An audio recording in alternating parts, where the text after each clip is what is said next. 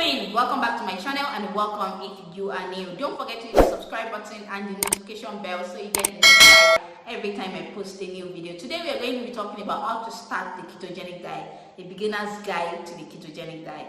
I talked about ketogenic diet in my previous videos. I have a video on everything you need to start the ketogenic diet, everything you need to know about the ketogenic diet. You can click the link below to download that. I also have a video on 10 mistakes you can avoid on the ketogenic diet, so you can also click the link in the description box to download that. But today we are going to be talking about the practical way to get started, the beginner's guide to the ketogenic diet.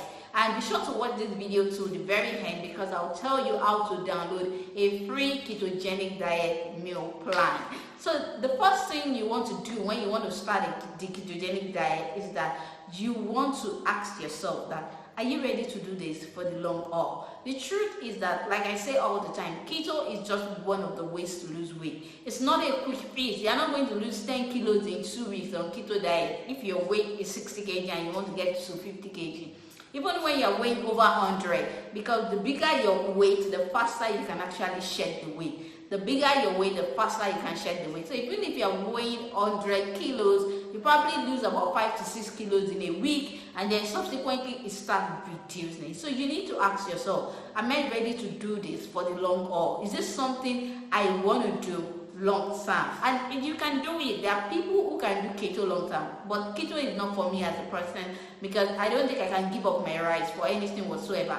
I can do 1 week without eating rice. As a matter of fact, I can do 2 weeks without eating rice, but it's something I need to eat because I love rice so much. So I'm not doing keto for any reason whatsoever. Even if when I do egg fast or I do low carb and all that, I do it for maximum 1 week and I'm back to my lifestyle of intermittent fasting or 1 meal a day that have forced me to eat my carbohydrate and everything. So you need to ask yourself, is this something I can do long term? Is this something I can do for the long haul? Once you answer that, then you want to cut out carbohydrate from your diet. Remember in the video of everything you need to know about the keto diet, that the standard keto is 75, you're eating 75% fat, 20% protein, and you're eating 5% carbohydrate. So you need to cut out carbohydrate from your diet. There are 2 ways to go about it. You can do it, you can just decide to cut out carbohydrate from your diet and just be like, I'm not eating carbs again. Or you can do a low carb and then from there you progress. You reduce your carb intake gradually. If you reduce your carb intake gradually, it will help you to minimize your risk of having the keto flu that I talked about in everything you need to know about the keto diet. I mean, in keto flu, you're having headache, you're down, you have low productivity, you're feeling tired, you're feeling sad, and because electrolyte imbalance occurs a lot in keto diet. So you have to decide, am I cutting out carbs straight away or am I doing it gently, am I doing it gradually? So either way works for you. It just means that it will take a while for you to get to ketosis if you are cutting out carbs gradually rather than if you cut it out everything and you are eating less than 5% of carbohydrate. So the carbohydrate that you need to cut out from your food: rice, beans, gari. Yes, beans is carbohydrate, trust me. So beans is not keto compliant. You need to cut out all grains, oatmeal, couscous, bulgur. You need to cut out all those things from your diet. Even though they are healthy, they are not keto compliant. So you need to cut out those things. You need to cut out sugar, pastries, all those things need to be out of your diet. Even plantain, sweet potato, they are not keto compliant. So you need to cut out carbohydrate from your diet. You will need to start eating food that are very, very high in fat and very, very low in carbohydrate. And even at that, you need to be careful because foods that are low in carbohydrate, you eat too much of it, then you'll be eating more than 5% that you should eat in a day. So you start eating foods that are keto compliant. One of the best way to get your breakfast in on keto is to do bulletproof coffee. It's very good. You are just going to be adding 1 to 2 tablespoons of organic butter into coffee, and then you do that that means that you're starting your morning with a very high amount of fat and very minimal amount of carbohydrate. That way you're getting in nothing less than 30 grams of fat in the morning, and that is good with absolutely zero amount of carbohydrate. That is very good when you're starting. So you replace your breakfast with a bulletproof coffee. I tell my client all the time that one of the best ways to get the amount of fat that is recommended per day is bulletproof coffee, because if you don't do that, you'll be doing very high protein.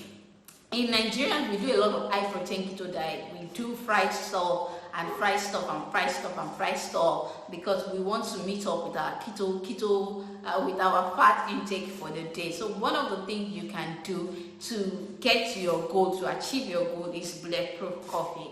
So another thing that you can do, I have a blog post on the food list of ketogenic diet, so I'll just link that in the description box below. But you need to reduce carbohydrate from your diet. That's the simple truth. So cut out the carbohydrate. You can't eat pasta, you can't eat a burger, you can't eat couscous, you can't eat wheat. You can't eat wheat, so wheat is not keto compliant. You can't eat plantain, you can't eat sweet potato, you can't eat rice, you can't eat meat pie, you can't eat burger, you can't eat gari, you can't eat pasta, you can't eat noodles, you can't eat yam. Those things are not keto compliant. So what are the things you can eat? Bulletproof coffee, vegetables, very good. Your vegetables like cabbage, cucumber, they're very keto compliant. Eggplant, very keto compliant. Garden egg, keto compliant. As a matter of fact, you can do eggplant swallow, garden egg swallow. It will replace your normal swallow, because you can't eat semo, you can't eat amala, you can't eat eba, you can't eat all those soup staples. So your eggplant, your garden egg, your cabbage, your cucumber, you can do cabbage swallow. All you need is a psyllium husk. So when you add psyllium husk, you can get psyllium husk on Jumia or Amazon. When you add it to it, it will help you to form the paste and the mold, and that will be suitable for a soup staple. You can eat eggs. Eggs is very amazing and keto compliant. You can eat eggs. You can either eat it boiled or fried. When you eat it fried, you increase the amount of fat in the egg and then increase your daily recommended macros for your fat. So you can also eat any source of protein. You can eat mostly animal sources, really, because if you're doing plant sources, most of the time you get to exceed the amount of carbohydrate you're eating in a day. So you can eat your fish, your chicken, your meat, your goat meat, whatever source of protein that you enjoy, you can do that on the ketogenic diet. And you can do it fried, as long as you're using healthy oils like olive oil, avocado oil, coconut oil, and palm oil. So you can eat fried stuff. It will help you to meet your caloric intake and all that. You also need to drink adequate water. You need to drink adequate water because you're eating mostly fat and vegetable. Your fiber intake will probably be increased because you're eating a lot of vegetables. So you need to drink a lot of water. Again, because you're prone to having constipation on the ketogenic diet, you want to make sure that you're drinking a lot of water. You're drinking 3 liters of water a day. So water is very important on the ketogenic diet. So you also need to track whether you're on ketosis, whether you're in ketosis, to know whether the amount of carbohydrate you're eating is minimal and the amount of fat you're eating is maximal. So to do that, you can use ketosis strip that you can get on Amazon or Jumia. I'll put a link in the description box below. Another thing that you need to do is that you need to be sure that you're not exceeding your caloric intake, because even though we say that you're doing ketogenic diet, you still need to be in calories. Weight loss equals to the amount of calories you're eating should be less than the amount of calories you're burning. So that's the only thing that brings about weight loss. So you need to be in calorie deficit even though you're doing ketogenic diet. 2 apps that you can use is MyFitnessPal and Carb Manager. You can download them from your Google Play Store or your App Store if you are using iPhone. So those are the ways to start minimally, to start the ketogenic diet as a beginner. And the very last thing you want to do for yourself is that you want to get as much knowledge as you can. The more you know about ketogenic diet, the better for you. For example, all these pastries and everything, you can replace them. There are keto donuts, keto puff, keto everything. There's keto bread, there's keto bun, there's everything keto, honestly. So there are ways to modify it.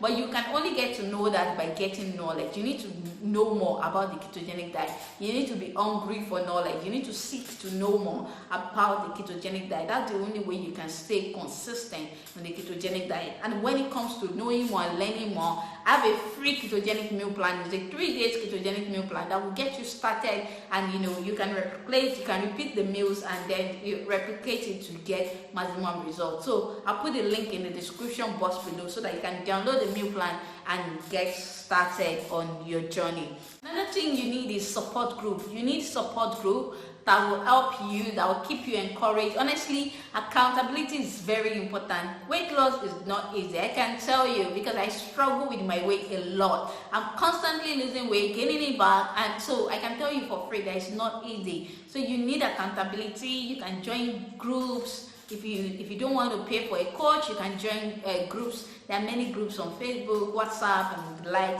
And you can pay for maximum accountability by getting a coach.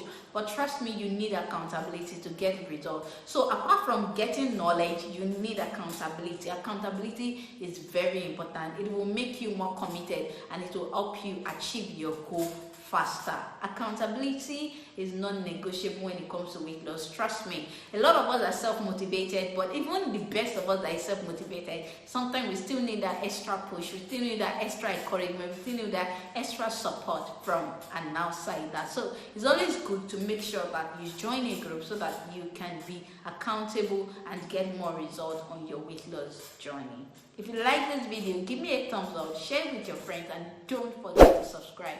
Until same place, same time next week. Stay fit and healthy. Bye for now.